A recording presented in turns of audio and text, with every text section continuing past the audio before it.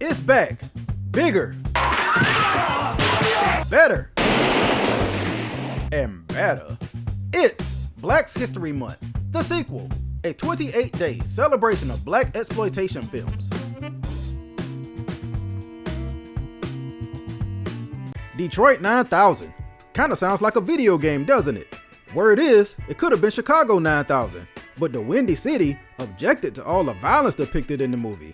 But not Detroit, this is Motown, the city RoboCop took place in, one of the most violent movies ever made. They embrace it. Supposedly, the 9000 in Detroit 9000 is supposed to stand for the police radio code for officer down. It might have meant that in 1973, but I looked up the codes, and it says it stands for assist other agency. Oh well, regardless, if that clue didn't tip you off, Detroit 9000 is a cop movie. Released in 1973 and directed by Arthur Marks, the same man who directed Bucktown, USA, Detroit 9000 just barely classifies as a blaxploitation film. It has a very mixed cast, and I dare say more white actors than black actors, and even the lead actor is white. In many ways, Detroit 9000 is very similar to Compton Comes to Harlem and even Across 110th Street, almost criminally so. Stop me if you've heard this one before.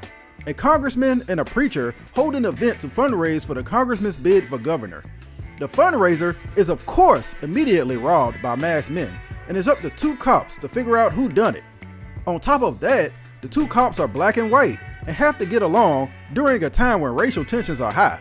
The white cop, Danny, played by Alex Rocco, who was Mo Green in The Godfather, wants to do things the old-fashioned way, and the black cop, Jesse, played by Harry Rhodes, of course, wants to do things by the book. Now there's an argument to be made that those type of plots were a dime a dozen during this time period, but even if it did use those movies as an inspiration, Detroit 9000 does at least go out of its way to try to separate itself from them by delivering a more thought out story. For starters, the racial aspect of the movie is played up a whole lot more than other big city crime dramas of the time. Since nobody knows what race the masked men are, Lieutenant Danny is apprehensive to take the case because, like he puts it, let's say I find out black assholes pulled this ice. The brothers will claim cover-up. If I say the whites did it, the honkies will say we're pacifying the black community. For him, it's a no-win situation, and he definitely doesn't get paid enough to deal with this. In contrast, Jesse just wants justice for a crime committed against black people, and since he's well known in the community, the eyes are on him to do what he can to figure this out for the community and not just fall in line with his boss's agenda. The one difference this movie makes is that both cops actually get along with each other the entire time because they both kind of benefit from solving the case. The film is described as an action film, and believe me, there's plenty of it. Even a scene that completely rips off Dirty Harry. Give me an excuse to waste a goddamn cop killer. Go on. Maybe I'm bluffing. Maybe I don't have the guts to kill you.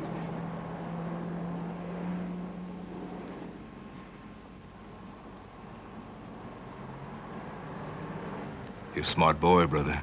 Seeing a pattern here? But for all of its action, you might be surprised to learn that the middle portion of the film is extremely plot heavy. It throws you off a little bit because it'll throw a gunfight or two in there for like 2 minutes and then go back to plot exposition.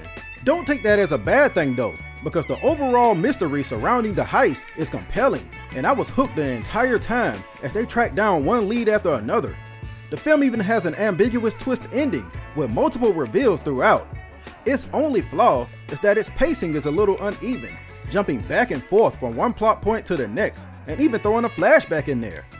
It also has a who's who of blaxploitation stars in it, like Rudy Challenger from Cool Breeze and Hitman, Vanetta McGee, and even Scatman Crothers, who was in Black Belt Jones, among a bunch of other movies. Detroit 9000 didn't really catch on at the time, but it's since been re-evaluated and even re-released through Quentin Tarantino's now defunct distribution company. It's now viewed a lot more favorably due to its themes about race and politics and its compelling big city crime mystery. I think it's one of the most unsung and underrated movies from the era that was perhaps self-sabotage due to too much imitation. It's definitely worth the watch though, and I recommend checking it out just for the ending alone.